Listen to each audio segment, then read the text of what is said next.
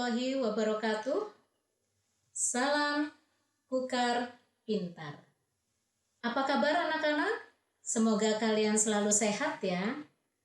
Jumpa lagi bersama Ibu Norasida dalam kegiatan pembelajaran Bahasa Indonesia kelas 9, materi pokok bab 3, teks cerita pendek.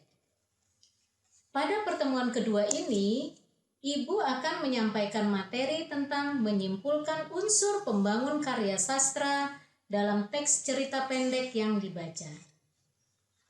Buku yang kita gunakan adalah buku siswa Bahasa Indonesia SMP kelas 9, edisi revisi tahun 2018. Untuk bahasan kita kali ini, kalian bisa membuka halaman 60 sampai dengan halaman 62. Tujuan pembelajaran kita adalah kalian harus mampu menyimpulkan unsur pembangun karya sastra dalam teks cerita pendek yang dibaca. Anak-anak, pada pertemuan pertama, kita telah belajar mengidentifikasi unsur pembangun karya sastra dalam cerita pendek. Cara mengidentifikasi yang kita lakukan pada waktu itu adalah dengan membaca teks cerpen, kemudian mengajukan beberapa pertanyaan mengenai isi cerpen tersebut. Untuk pertemuan kali ini, bahasan kita adalah menyimpulkan unsur pembangun karya sastra dalam teks cerita pendek yang dibaca. Apakah kalian tahu apa yang dimaksud dengan unsur pembangun karya? Apakah kalian tahu apa yang dimaksud dengan unsur pembangun karya sastra? Unsur pembangun karya sastra atau yang lazim disebut unsur intrinsik karya sastra adalah unsur yang membentuk suatu karya sastra menjadi satu kesatuan utuh dari dalam karya itu sendiri. Unsur pembangun karya sastra meliputi 1. Latar, ada latar tempat dan ada latar waktu. 2. Sudut pandang penceritaan atau point of view. 3. Karakter tokoh. 4. Alur atau plot atau struktur. Masih ada banyak lagi yang lainnya. Tetapi pada bahasan kali ini, Ibu membatasinya hanya pada 4 unsur saja. Sekarang kita bahas satu persatu ya. Yang pertama adalah latar. Latar adalah penempatan waktu dan tempat beserta lingkungannya dalam prosa fiksi. Latar dibedakan atas 3, yaitu latar waktu, berhubungan dengan kapan peristiwa dalam karya tersebut terjadi. 2. Latar tempat. Latar tempat mengacu pada lokasi terjadinya peristiwa yang diceritakan dalam karya tersebut. 3. Latar sosial. Latar ini berhubungan dengan perilaku masyarakat di suatu tempat, berupa kebiasaan, adat istiadat, tradisi, keyakinan, dan lain-lain. Yang kedua, yaitu tokoh dan penokohan. Tokoh adalah orang-orang yang ditampilkan dalam suatu karya naratif, sedangkan penokohan adalah pelukisan atau gambaran secara jelas tentang seseorang yang ditampilkan dalam sebuah cerita. Unsur pembangun cerita pendek berikutnya adalah sudut pandang penceritaan. Sudut pandang penceritaan atau point of view adalah posisi penulis memandang tokoh-tokoh cerita dengan menempatkan dirinya pada posisi tertentu. Ada 3 sudut pandang dalam cerpen. Yang pertama, orang pertama, ditandai dengan penggunaan kata ganti aku atau saya. Kedua, orang pertama pelaku sampingan. Pengarang bercerita, tetapi posisinya bukanlah sebagai tokoh utama. Yang ketiga, orang ketiga serba tahu. Ditandai dengan penggunaan kata ganti dia, ia, atau nama tokoh.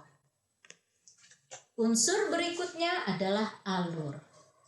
Alur adalah rangkaian peristiwa yang direka dan dijalin dengan saksama dan menggerakkan jalan cerita melalui kerumitan ke arah klimaks dan penyelesaian. Alur dibedakan atas 3, yaitu alur maju. Alur ini diawali dengan pengenalan tokoh beserta wataknya, pengenalan latar tempat, waktu, dan suasana.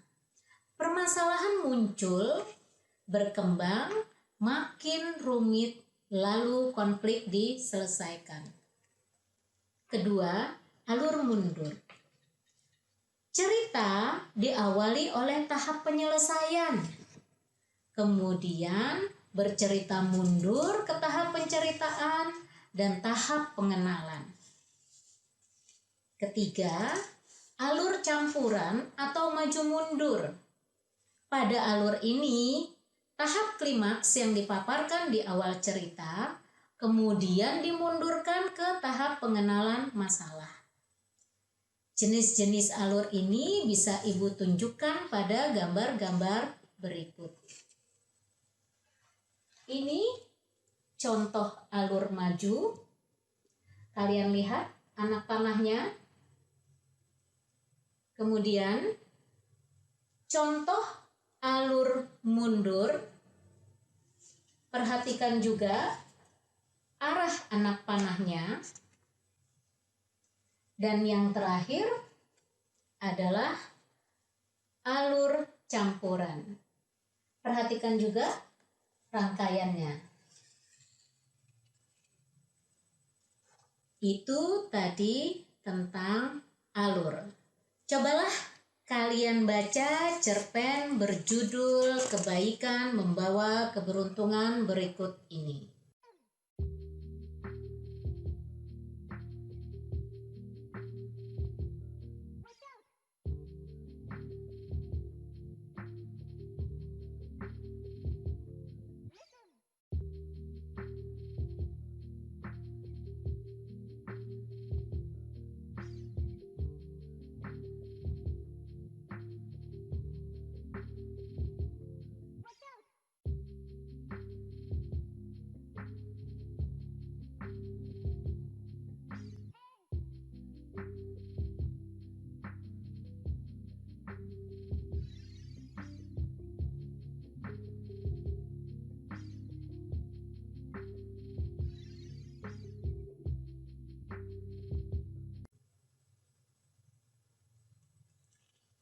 Apa yang kalian temukan?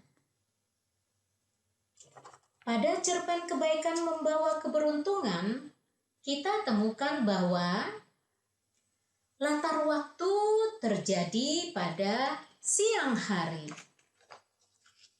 Dari mana kita tahu? Ada buktinya. Perhatikan kutipan cerpennya. Hari itu matahari bersinar dengan sangat terik, seakan-akan sang raja siang itu ingin membakar semua yang ada di bawahnya. Perhatikan, hari itu matahari bersinar dengan sangat terik. Matahari bersinar dengan sangat terik biasanya ada pada siang hari. Kemudian karakter tokohnya. Doni digambarkan sebagai anak yang rajin dan suka membantu ibunya. Bukti kutipan cerpennya adalah Doni dan ibunya hidup dengan sangat susah. Bahkan dia harus membantu ibunya berjualan kue di sekolah untuk membiayai sekolahnya. Yang berikutnya, sudut pandang penceritaan. Sudut pandang penceritaan menggunakan orang ketiga serba tahu. Ini ditandai dengan penggunaan nama tokoh yaitu Doni. Nah, kutipannya seperti ini. Semenjak dari kejadian itu, Anjar semakin membenci Doni. Dia selalu mengganggunya seperti menyembunyikan sepatu Doni, melempar keranjang Doni, bahkan dia juga sengaja mengancam teman-temannya untuk tidak membeli kue Doni. Yang berikutnya alur. Alur yang digunakan pada cerita ini adalah alur maju. Bukti kutipan cerpennya adalah akhirnya dia memutuskan untuk meninggalkan sekolahnya untuk sementara waktu dan berjualan kue di pasar. 1 minggu sudah Doni tidak masuk ke sekolah. Dia terus berjualan di pasar mencari uang untuk membayar SPP-nya. Sesudah berjuang dengan sangat keras, akhirnya Doni sanggup mengumpulkan uang untuk membayar SPP. Sebagai latihan, silakan kalian kerjakan LKPD 3.2.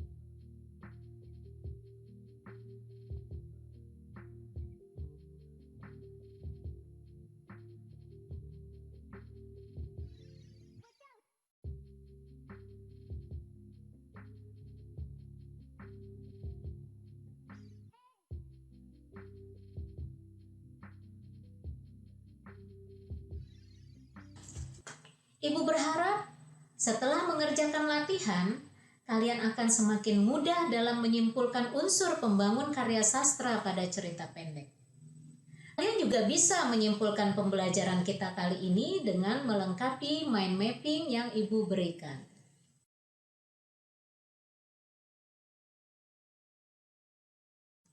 Demikian pertemuan kita. Semoga kita selalu mendapatkan berkah dan manfaat dari semua yang telah dipelajari. Terima kasih.